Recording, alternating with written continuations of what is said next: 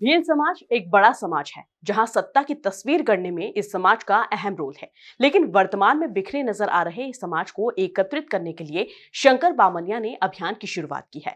वहीं MP news के साथ एक्सक्लूसिव बातचीत करते हुए शंकर बामनिया ने समाज को एकत्रित करने के लिए तैयार किया खास प्लान भी साझा किया है। भील समाज एक बड़ा समाज है और समाज को संगठित करने को लेकर अब मैदान शंकर बामनिया जी ने संभाल लिया है।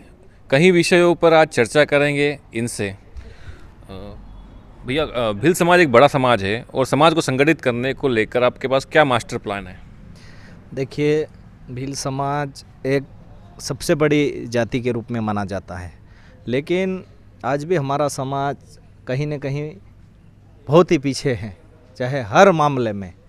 तो हम लोगों ने सब लोगों ने भील समाज के कुछ सामाजिक कार्यकर्ता हो या जो गवर्नमेंट जॉब में है, राजनीति में है, सब लोगों ने मिलकर हमने एक संगठन बनाया, भील सेना संगठन। उसके माध्यम से हम लोग काम कर रहे हैं, समाज को कैसे नई ऊंचाई की ओर ले जाए, समाज में जो आज गलत गतिविधियां चल रही हैं उन्हें कैसे बंद किया जाए। ऐसे छोटे छोटे मुद्दे पर हम लोग अभी काम कर रहे हैं और समाज को नई दिशा की ओर ले जाने का प्रयास कर रहे हैं हम लोग। भील समाज में कई प्रथा चलती है, मगर आप दहेज प्रथा के विरोध में खड़े नज़र आते हैं। क्या कहीं उसे लेकर आप?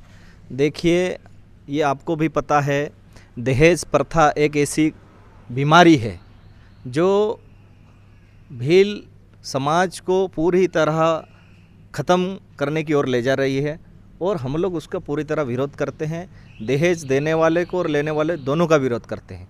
और मैं आपके चैनल के माध्यम से ये भी कहना चाहता हूँ, शासन और प्रशासन को अवगत कराना चाहता हूँ कि नीचे स्तर पे ऐसी कोई मुहिम चालू करे जो ऐसे दहेज लेने और देने वाले और दहेज प्रथा को समाप्त करे सरकार के माध्यम से।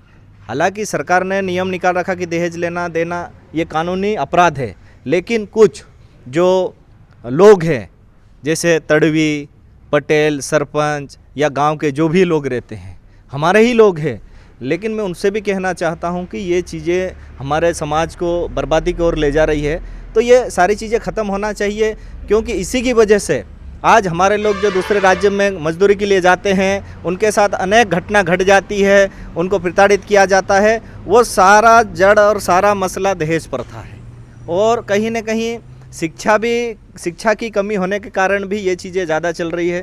पहले के लोग आज भी मानने को तैयार नहीं है। आज भी जैसे झाबुआ के अंदर भी आपने 2-3 दिन पहले देखा होगा, सारे समाज के लोगों ने मिलकर कलेक्टर को ज्ञापन दिया है कि दहेज हो, शराबबंदी हो, ऐसे मामलों पर काम करे। डीजे हैं, तो हम लोगों का भी यही प्रयास है कि जो शराब भी कार्यक्रमों में ज़्यादा उपयोग किया जाता है या जो फिजूल खर्चे होते हैं वो भी कुछ भी करके उसको हम कम करें, कंट्रोल करें। क्योंकि जो समाज के आदिवासी समाज के अंदर जो रूढ़िगत प्रथा जो समाज के अंदर चल रहा है, छोटा मोटा जो भी हो, शराबबंदी हो, ऐसे मामलों पर काम करे। डीजे हैं, तो हम लोगों का भी यही प्रयास है कि जो शराब भी कार्यक्रमों में ज़्यादा उपयोग किया जाता है या जो फिजूल खर्चे होते हैं वो भी कुछ भी करके उसको हम कम करें, कंट्रोल करें।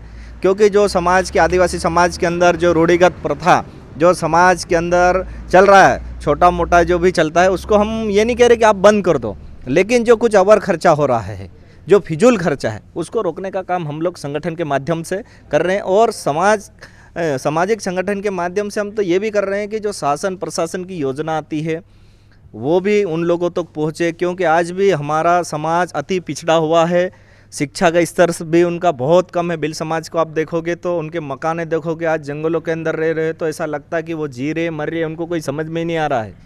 तो मैं आपके चैनल के माध्यम से ये कहना चाहता हूँ, शासन प्रशासन को फिर से अवगत कराना चाहता हूँ कि जो शासन की योजना भी चल रही है, कहीं न कहीं हमारे लोगों को, अधिकतर उन लोगों को लाभ नहीं मिल पा रहा है, तो वो गुजरात की ओर जाते हैं।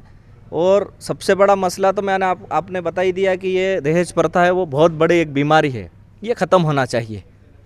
जोबट उपचुनाव में भाजपा का जीत का कारण कहीं ना कहीं भील संगठन रहा है, वहीं कहीं ना कहीं आप कांग्रेस के पद को लेकर भी चर्चा के विषय में है। क्या कहीं उसे लेकर आप? देखिए, भील सेना संगठन एक सामाजिक संगठन है, उसमें अनेक प्रकार के लोग जुड़े हुए हैं, सभी पार्टियों के लोग जुड़े हुए हैं। लेकिन जो वर्तमान में जिसकी सरकार रहेगी वो संगठन ने उनको समर्थन किया होगा, और संगठन ने समर्थन किया तो ऐसा नहीं है कि हम किसी पार्टी विशेष को एक को समर्थन दे रहे हैं। हमारा तो यही है कि अगर इसके जगह किसी और पार्टी रहती है या कांग्रेस की सरकार रहती है या बीजेपी की रहती है या आप पार्टी की रहती है या बीएसपी की रहती है या जो भी रहती है, जो चालू सरकार रहेगी, अगर हमारा संगठन उसमें समर्थन करके वहाँ के लोकल के लोग सारे काम कर रहे हैं तो ठीक है, उनकी मूलभूत सुविधा के लिए कर रहेंगे, क्योंकि हर क्षेत्र की परिस्थिति के हिसाब से वो लोग काम कर रहे हैं। और हमारे संगठन में सर्व पार्टी के लोग भी है और गवर्नमेंट जॉब वाले भी है, सभी लोग हैं उसमें। ऐसा नहीं कि किसी एक व्यक्ति विशेष के लिए संगठन बना हुआ है। संगठन जो काम करेगा उस पर संगठन के लोग काम करेंगे। भील समाज को लेकर एक आपने संगठन खड़ा करा है, उनको एकजुट एक स्थान पर लाने को लेकर आपके पास क्या प्लान है?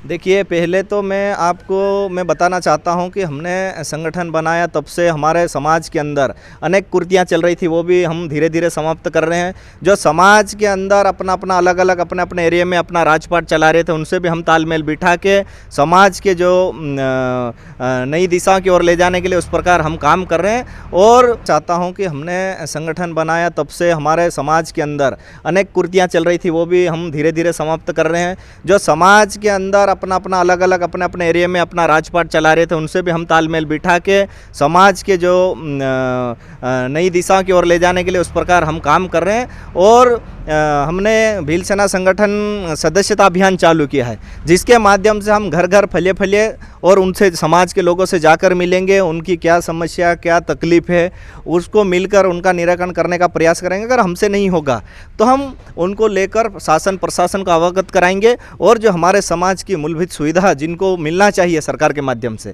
शासन के माध्यम से, उसको दिलाने का हम लोग काम करेंगे। और सदस्यता अभियान हमने अभी अलीराजपुर और झाबुआ 2 जिलों में चालू किया है, यहाँ पर हमारा पूरा हो जाएगा, उसके बाद हम दूसरे ज़िले में भी इस संगठन सदस्यता अभियान को लागू करेंगे।